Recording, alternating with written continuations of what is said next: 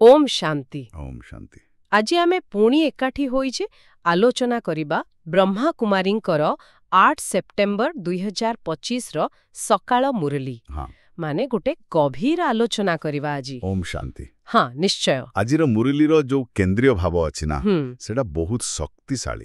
केमिति आमे मन गोटे दानी आत्मा ही परिबा निज भितर से दिव्य गुण सब केमिति आनिबा आउ सबुटु बड़ कथा जोडा मते बहुत आकर्षित कला आम दृष्टि आम आखि को बदलै की से अलौकिक ईश्वरीय लटरी केमिति जीतिबा। अच्छा ईश्वरीय लटरी। हाँ तेणु एई गभीर कथा गुडाकू भल भाबरे बुझिबाकू हेले आम समस्तंकु अनुरोध शेष पर्यंत आलोचनाटा सुनंतु। निश्चय। आउ हाँ जदि आपण माने चाहंती एमिति दैनिक मुरली आउ एही आध्यात्मिक आलोचना नियमित सुनिबे ताहले आम चैनल को सब्सक्राइब करिबाकू जम्मा भूलिबे नाही। ठीक है। तेबे आसंतु चलंतु आरंभ करिबा आजिरो मुरलीरु किछि मूल्यवान ज्ञानमती खोजी बाहर करिबा देखिबा पुरुषार्थ पवित्रता आउ से उच्च पद पाइबार अर्थ कौन। हाँ चलंत आजी मुरलीर सार बहुत सुंदर भाबे कहूचे मीठा संतान दानी आत्मा हेबा पाई जथा संभव भल्ल कार्य कर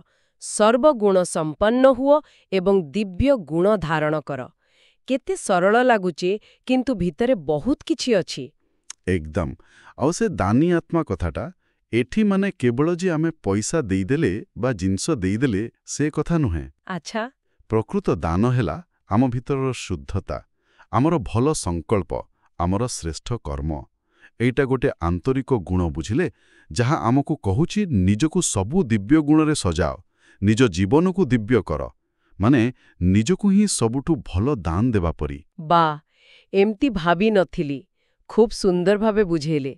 अच्छा एबे मुरलीर गोटी मुख्य प्रश्न को आसीबा पचरा जाइछि क्यों पुरुषार्थ द्वारा संतान माने कोटिपति हुअन्ति। कोटिपति। हाँ शब्दटा शुणिले तो आग पैसा कथा मन को आसीबो स्वाभाविक किंतु उत्तरटा पूरा अलगा कुहा जाइछि निजर अपराधी आखि को सभ्य करिबा। अपराधी आखि को सभ्य करिबा माने सेई देह भानरू बाहरिबा आउ आत्मा अभिमानी स्थिति रे रहिबा मु गोटे आत्मा चैतन्य शक्ति एई अनुभूति को पूरा दृढ़ करिबा। एटा खाली गोटे चिंता नुहे एहा एक निरंतर अभ्यास गोटे साधना परी। हाँ ठीक कहले साधना आउ ए जो अपराधी आखि को सभ्य करिबा कथा अछि एहाकू शारीरिक आखि सह जोड़िबानी माने आम देहर आखि सह नुहे। अच्छा मुरलीरे परे सुरदासकंक कथा अछि सत किंतु सेठी स्पष्ट करा जाइछि जे सेटा गोटे कहानी मात्र गोटे उदाहरण। ओहो प्रकृत कथा हैला आमर दृष्टि बदलेइबा आमे जेमिति देखुछे सेई नजरियाटा शरीर को न देखी ता भितरे थिबा आत्मा को देखिबा। किंतु खाली देखिबा बदले दिले केमिति किए कोटिपति हे जिवो एहार आध्यात्मिक रहस्य कोन। हाँ एइटा गोटे भल प्रश्न देखंतु जेतेबेले आम दृष्टिटा पवित्र ही जाए माने आमे समस्तंको आत्मा भावरे देखिबाको आरंभ करू हाँ सेतेबेले आम संकल्प भी शुद्ध ही जाए आमे जहा भाबू आउ ए जो विकार अछि ना काम क्रोध लोभ मोह अहंकार ए सबुर मूल हेला देहभान। ठीक जेमिति ही आमे आत्माभिमानी हेले ए विकार सब दुर्बल ही जाए ए जो शुद्ध संकल्प और विकार मुक्त स्थिति एइटा ही आमर आध्यात्मिक संपद आध्यात्मिक खजाना। अच्छा जेते बेसी ए स्थिति रे रहिबा सेते बेसी संपद जमा हेबो आउ ए पुरुषार्थ द्वारा केवल एही जन्म पई नुहे बरं जन्म जन्मांतर पई पद्मपति माने आध्यात्मिक भावरे कोटि कोटि गुण संपन्न हेबा कथा कुहा जाउछि एहा आम भितरर संपद। बाह एबे बुझा पड़ुछि कथाटा प्रकृतरे बहुत गभीर केमिति आम आखिर गोटे सूक्ष्म परिवर्तन सेई ईश्वरीय लटरी सह जोड़ा एहा तो पूरा भितरर कायाकल्प एकदम। अच्छा आलोचना को आगु को नेबा मुरली रे आउ गोटे विशेष कथा अछि वर्तमान रो समय विषय माने जाहाकू संगम जुग कुहा जाए। हाँ संगम जुग सबुटु महत्वपूर्ण समय एही जुगरे तिन्नी पितांक उपस्थिति कथा कुहा जाए जणे तो लौकिक आमर शारीरिक बापा माँ हाँ आउ जणे सूक्ष्म माने प्रजापिता ब्रह्मा एवं तृतीय हेले पारलौकिक आमर सबुठु प्रिय परम पिता शिव बाबा। ठीक एहा बहुत अलगा समय कारण देखंतु सत्य जुगरे खाली लौकिक पिता थिबे आउ कଳି जुगरे लौकिक तो अछंती आउ पारलौकिक पितांकु आमे दुखरे डाकू କିନ୍ତୁ ଏହି ସଙ୍ଗମରେ ହିଁ ତିନି ଜଣ ଏକାଠି। ଏଇଟା ହିଁ ସଙ୍ଗମ ଯୁଗର ବିଶେଷତା। ଯଦି ଆମେ ବଡ଼ ଚିତ୍ରଟା ଦେଖିବା, ଏହାର ମହତ୍ତ୍ୱ ବହୁତ ବେଶୀ। କାରଣ ଏହି ସମୟରେ ସ୍ୱୟଂ ପରମପିତା ପରମାତ୍ମା ନିରାକାର ଶିବ ବାବା ହଁ, ପ୍ରଜାପିତା ବ୍ରହ୍ମାଙ୍କ ଶରୀରର ଆଧାର ନେଇ ଏଇଠିକି ଆସନ୍ତି ଆଉ ଆମକୁ ସିଧା ଜ୍ଞାନ ଦିଅନ୍ତି। ସିଧା। ହଁ, ଏଇଟା ହେଲା ସେହି ସମୟ ଯେବେ ରାତିରୁ ଦିନକୁ ପରିବର୍ତ୍ତନ ହେଉଛି, ମାନେ କଳିଯୁଗର ଅନ୍ଧାରରୁ ସତ୍ୟଯୁଗରେ ଆଲୁଅକୁ। ଏହି ସମୟରେ ହିଁ ବ୍ରହ୍ମାଙ୍କ ମାଧ୍ୟମରେ ନୂଆ ଦୁନିଆର ସ୍ଥାପନା ହୁଏ। ଶିବ ବାବା ମୁଖ୍ୟ ଆଉ ବ୍ରହ୍ମା ହେଲେ ମାଧ୍ୟମ। ଏଇ ଜ୍ଞାନ ଆମକୁ ପୁରା ସୃଷ୍ଟିଚକ୍ର ରହସ୍ୟ ବୁଝେଇ ଦିଏ। ଆଉ ଏହି ସଙ୍ଗମ ଯୁଗ ସମୟରେ ହିଁ ସେଇ ଈଶ୍ୱରୀୟ ଲଟ୍ରି କଥା ଆସୁଛି। ମୁରଲୀ କହୁଛି ଏଇଟା ବହୁତ ବଡ଼ ଲଟ୍ରି। ବହୁତ ବଡ଼। ଏଠି କେବଳ ଯେ ସତ୍ୟଯୁଗ ଗଲେ ହେଲା ସେମିତି ନୁହେଁ, ସାଧାରଣ ପ୍ରଜା ହେବା କଥା ନୁହେଁ, ଗୁରୁତ୍ୱ ଦିଆଯାଇଛି ଉଚ୍ଚ ପଦ ପାଇବା ଉପରେ, ମାନେ ରାଜା ବା ରାଣୀ ପଦ। ଠିକ୍। ଏହାକୁ ତୁଳନା କରାଯାଇଛି ଦୁନିଆର ପାଠପଢ଼ା ସହ। ଯେମିତି ସମସ୍ତେ ପଢ଼ନ୍ତି, କିନ୍ତୁ କିଏ ବାରିଷ୍ଟର ହୁଏ, କିଏ ଡାକ୍ତର, ଆଉ କିଏ ସାଧାରଣ ଚାକିରି କରେ। ହଁ, ସେମିତି ଏ ଆଧ୍ୟାତ୍ମିକ ପାଠପଢ଼ାରେ ଯିଏ ଯେତେ ଭଲ ପଢ଼ିବ, ଯେତେ ପରିଶ୍ରମ କରିବ, ସେ ସେତେ ଉଚ୍ଚ ପଦ ପାଇବ। ଏହାର ମୂଲ୍ୟ ବହୁତ ବେଶୀ। ଏକଦମ ସତ୍। ତେବେ ଏଇ ବହୁତ ବଡ଼ ଲଟେରୀ ଜିତିବା ପାଇଁ, ମାନେ ଉଚ୍ଚ ପଦ ପାଇବା ପାଇଁ କ'ଣ କରିବାକୁ ହବ? ମୁରଲୀରେ କିଛି ମୁଖ୍ୟ କଥା କୁହାଯାଇଛି, ବୁଝିଲେ? ହଁ, କୁହନ୍ତୁ। ପ୍ରଥମତଃ ସ୍ମୃତି, ନିରନ୍ତର ବାବାଙ୍କୁ ମନେ ପକାଇବା। ଏଟା ଖାଲି ମନେ ପକାଇବା ନୁହେଁ, ଏକଦମ ପ୍ରେମରେ ମନେ ପକାଇବା। ଏ ସ୍ମୃତିର ନିଆଁରେ ହିଁ ଆମର ଜନ୍ମ ଜନ୍ମର ପାପ କର୍ମ, ଯାହାକୁ ବିକର୍ମ କହନ୍ତି, ସେଟା ଜଳିଯାଏ, ଆତ୍ମା ଶୁଦ୍ଧ ହୁଏ। ଆଚ୍ଛା, ସ୍ମୃତିରେ ଏତେ ଶକ୍ତି? ବହୁ ଶକ୍ତି। ଦ୍ୱିତୀୟରେ ଗୁଣ ଧାରଣ କରିବା, ଦିବ୍ୟ ଗୁଣ। ଖାଲି ଶୁଣିଲେ ହେବନି। ଧୈର୍ଯ୍ୟ, ସହନଶୀଳତା, ନମ୍ରତା, ସତ୍ୟତା, ପବିତ୍ରତା, ଏସବୁକୁ ନିଜ ଜୀବନରେ ଆଣିବାକୁ ହବ, ନିଜ ବ୍ୟବହାରରେ। ଏଇଟା ପ୍ରକୃତ ଧାରଣା। ତୃତୀୟ କଥା ହେଲା ନିଜକୁ ଯାଞ୍ଚିବା, ଚାର୍ଟ ରଖିବା। ଦିନସାରା କେତେ ସମୟ ବାବାଙ୍କୁ ମନେ ପକେଇଲି, କୋଉ ବିକାର ଆଜି ବେଶୀ ହଇରାଣ କଲା, କୋଉ ଗୁଣ ଆଣିପାରିଲି, ଏମିତି ନିଜେ ନିଜକୁ ପରଖିବା। ସତର୍କ ରହିବା ପାଇଁ। ହଁ। ଆଉ ଚତୁର୍ଥରେ କୌଣସି ପାପକର୍ମ ବା ଭୁଲ କାମ ନ କରିବା। ବିଶେଷ କରି ଯଜ୍ଞ ଭିତରେ, ମାନେ ଆମର ଏଇ ଆଧ୍ୟାତ୍ମିକ ପରିବାର ବା ସେଣ୍ଟରରେ ବହୁତ ସାବଧାନ ରହିବାକୁ ହେବ। କାରଣ ଏଠି ଭୁଲ କଲେ ତାର ପରିଣାମ ବେଶୀ ହୋଇପାରେ। ଆଚ୍ଛା। ପଞ୍ଚମରେ ସେବା, ଅନ୍ୟ ଆତ୍ମାମାନଙ୍କୁ ବି ରାସ୍ତା ଦେଖେଇବା, ବାବାଙ୍କ ପରିଚୟ ଦେବା, ଯେମିତି ଅନ୍ଧର ବାଡ଼ି ହେବା ପରି। ଏଥିରେ ପୁଣ୍ୟ ବଢ଼େ। ହଁ।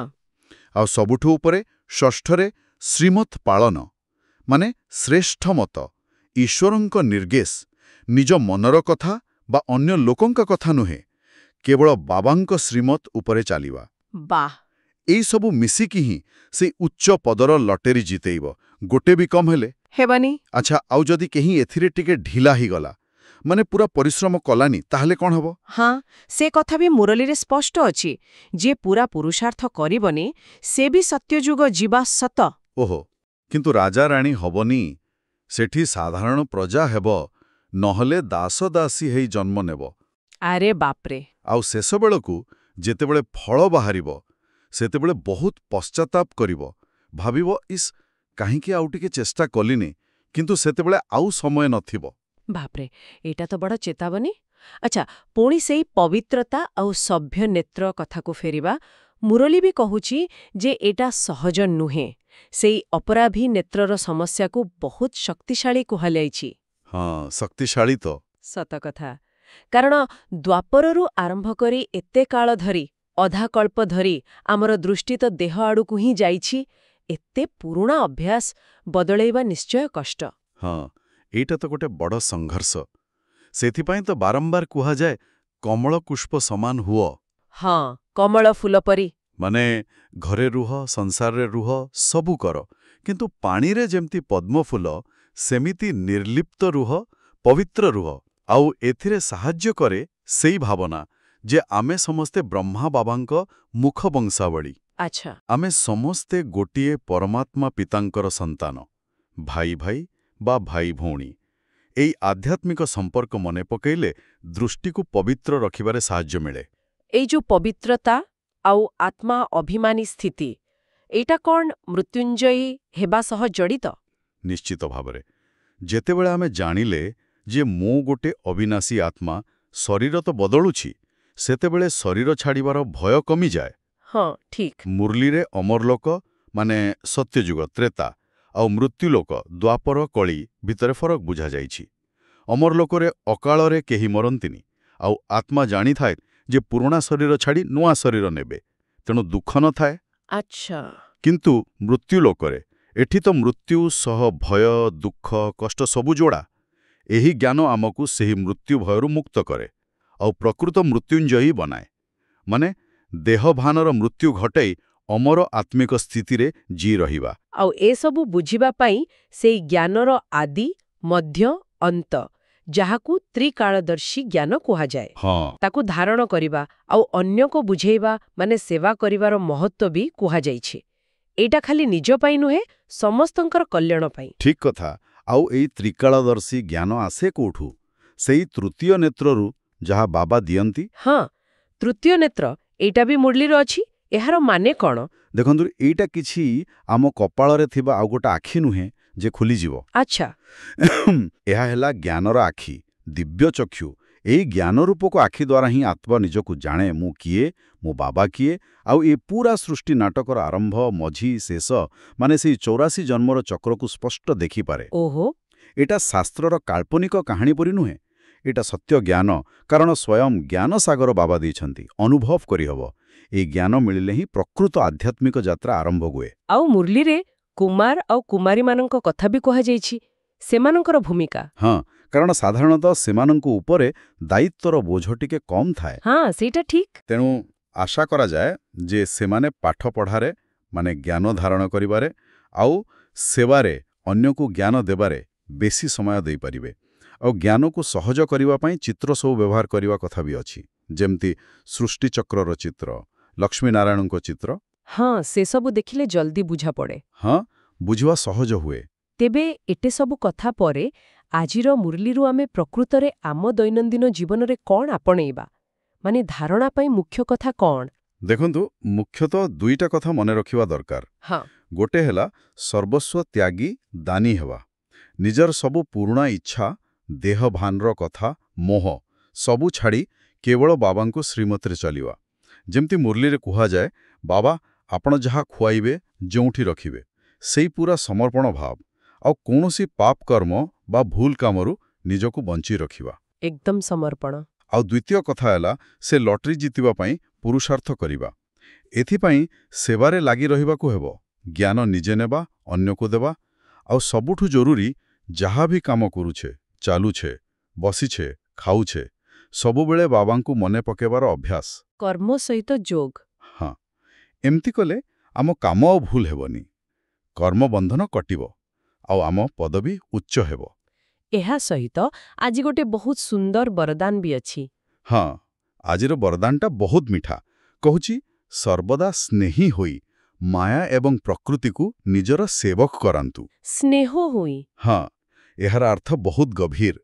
ଯେଉଁମାନେ ସବୁବେଳେ ଏକ ବାବାଙ୍କ ସ୍ନେହରେ ବୁଡ଼ି ରହନ୍ତି, ସେମାନଙ୍କ ପାଇଁ ଆଉ ପୁରୁଷାର୍ଥଟା କଷ୍ଟ ଲାଗେନି। ଆଚ୍ଛା। ସେମାନେ ସ୍ନେହରେ ଏମିତି ମଗ୍ନ ରହନ୍ତି ଯେ ମାୟା, ମାନେ ଯେଉଁ ନେଗେଟିଭ ଶକ୍ତି, ବିକାର, ଆଉ ପ୍ରକୃତି ବି, ମାନେ ପଞ୍ଚତତ୍ତ୍ୱ, ସେମାନେ ବି ଏମାନଙ୍କର ସେବକ ପରି କାମ କରନ୍ତି। ସେମାନେ ମାଲିକ ହୋଇ ରହନ୍ତି। ବା। ମାୟାର ସାହସ ହୁଏନି ତାଙ୍କ ସମୟ ବା ସଂକଳ୍ପ ନଷ୍ଟ କରିବାକୁ। ତାଙ୍କର ପ୍ରତିଟି ମୁହୂର୍ତ୍ତ, ପ୍ରତିଟି ଭାବନା ବାବାଙ୍କ ସ୍ମୃତି ଆଉ ସେବାରେ ଲାଗେ।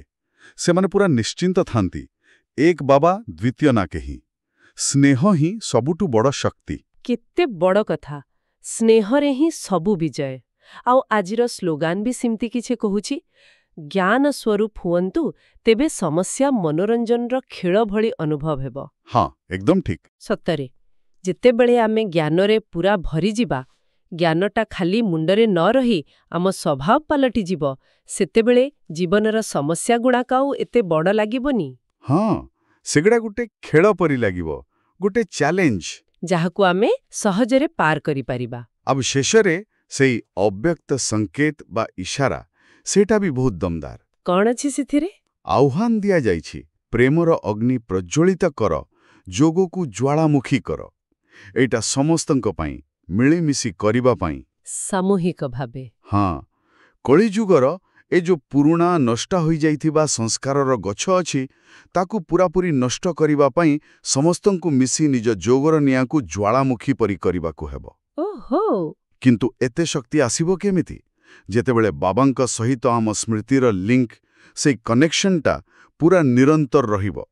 ଯଦି ବାରମ୍ବାର କଟିଯାଏ ତେବେ ପୁଣି ଯୋଡ଼ିବାକୁ ସମୟ ଲାଗେ, ଶକ୍ତି ବି ଯାଏ, ଆତ୍ମା ଦୁର୍ବଳ ଲାଗେ। ସେଥିପାଇଁ ନିରନ୍ତର ଯୋଗୀ ହେବା ଉପରେ ବହୁତ ଜୋର ଦିଆଯାଇଛି। ବୁଝିଲି। ତେବେ ଆଜିର ଯେତେ ସବୁ ଗଭୀର କଥା ଆମେ ଆଲୋଚନା କଲେ, ଏ ସବୁର ସାର କ'ଣ? ମୋଟାମୋଟି ଭାବେ କହିଲେ ଆଜିର ମୁରଲୀ ଆମକୁ ବୁଝେଇଲା ଯେ ଆତ୍ମା ଅଭିମାନୀ ସ୍ଥିତିରେ ରହିବାଟା କେତେ ଜରୁରୀ। ନିଜ ଦୃଷ୍ଟିକୁ ଦେହରୁ ହଟାଇ ଆତ୍ମା ଉପରେ ରଖିବା, ମାନେ ସେଇ ସଭ୍ୟ ନେତ୍ର। ପରମପିତା ପରମାତ୍ମାଙ୍କୁ ସବୁବେଳେ ପ୍ରେମରେ ମନେ ପକେଇବା, ନିଃସ୍ୱାର୍ଥ ଭାବେ ଜ୍ଞାନ ସେବା କରିବା, ଆଉ ସବୁଠୁ ବଡ଼ କଥା ବାବାଙ୍କ ଶ୍ରୀମତକୁ ଅକ୍ଷରେ ଅକ୍ଷରେ ପାଳନ କରିବା। ଠିକ୍। ଏଇଟା ହିଁ ସେଇ ରାସ୍ତା ଯାହାଦ୍ୱାରା ଆମେ ଆସୁଥିବା ସେଇ ସୁନେଲି ଦୁନିଆରେ, ସତ୍ୟଯୁଗରେ ସବୁଠୁ ଉଚ୍ଚ ପଦର ଈଶ୍ୱରୀୟ ଲଟେରୀ ଜିତିପାରିବା। ଏଇଟା ଖାଲି କିଛି ନୀତି ଶିକ୍ଷା ନୁହେଁ, ଏଇଟା ପୁରା ଜୀବନ ବଦଳେଇବାର ପ୍ରକ୍ରିୟା। ଏକଦମ। ଆଉ ଏ ଆଲୋଚନା ଶେଷରେ ମୋ ମନରେ ଗୋଟେ ପ୍ରଶ୍ନ ଆସୁଛି ଯାହା ମୁରଲୀର ସେଇ ସାମୂହିକ ପରିବର୍ତ୍ତନ କଥାରୁ ହିଁ ଉଠୁଛି। ଆମ ସମସ୍ତଙ୍କ ପାଇଁ ଚିନ୍ତା କରିବା ଭଳି କଥା। କୁହନ୍ତୁ। ଯେମିତି କୁହାଗଲା, ସାମୂହିକ ଭାବେ ପ୍ରେମର ଅଗ୍ନି ପ୍ରଜ୍ୱଳିତ କର।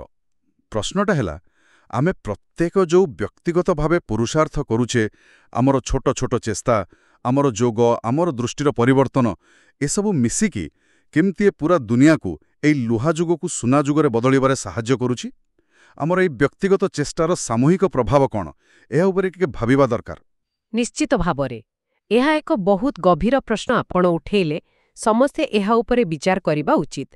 ଆଶା କରୁଛୁ ଆଜିର ଆଲୋଚନା ସମସ୍ତଙ୍କୁ ନିଜ ଆଧ୍ୟାତ୍ମିକ ଯାତ୍ରାରେ ଆଗକୁ ଯିବା ପାଇଁ କିଛି ନୂଆ ପ୍ରେରଣା ଦେଇଥିବ। ହଁ, ନିଶ୍ଚୟ।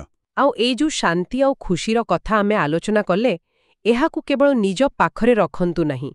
ନିଜ ସାଙ୍ଗସାଥୀ, ପରିବାର ଲୋକଙ୍କ ସହ ଏହି ଆଲୋଚନାକୁ ନିଶ୍ଚୟ ସେୟାର କରନ୍ତୁ। ହଁ, ଜ୍ଞାନ ବାଣ୍ଟିଲେ ବଢ଼େ। ଏକଦମ। ଜ୍ଞାନ ବାଣ୍ଟିଲେ ବାବାଙ୍କର ଆଶୀର୍ବାଦ ବି ମିଳେ। ଆପଣଙ୍କୁ ଆଜିର ଏହି କଥାବାର୍ତ୍ତା କେମିତି ଲାଗିଲା? ଆପଣ କ'ଣ ଅନୁଭବ କଲେ? ଆମକୁ ଜଣାଇବା ପାଇଁ ତଳେ କମେଣ୍ଟ ବକ୍ସରେ ଓମ୍ ଶାନ୍ତି ଲେଖିବାକୁ ଭୁଲିବେ ନାହିଁ। ଆପଣଙ୍କ ମତାମତ ଆମ ପାଇଁ ବହୁତ ମୂଲ୍ୟବାନ। ଓମ୍ ଶାନ୍ତି। ଓମ୍ ଶାନ୍ତି। ଆପଣ ଶୁଣୁଛନ୍ତି ରେଡିଓ ତୋଷାଳୀ, ଆମ ମାଟିର ସ୍ୱର।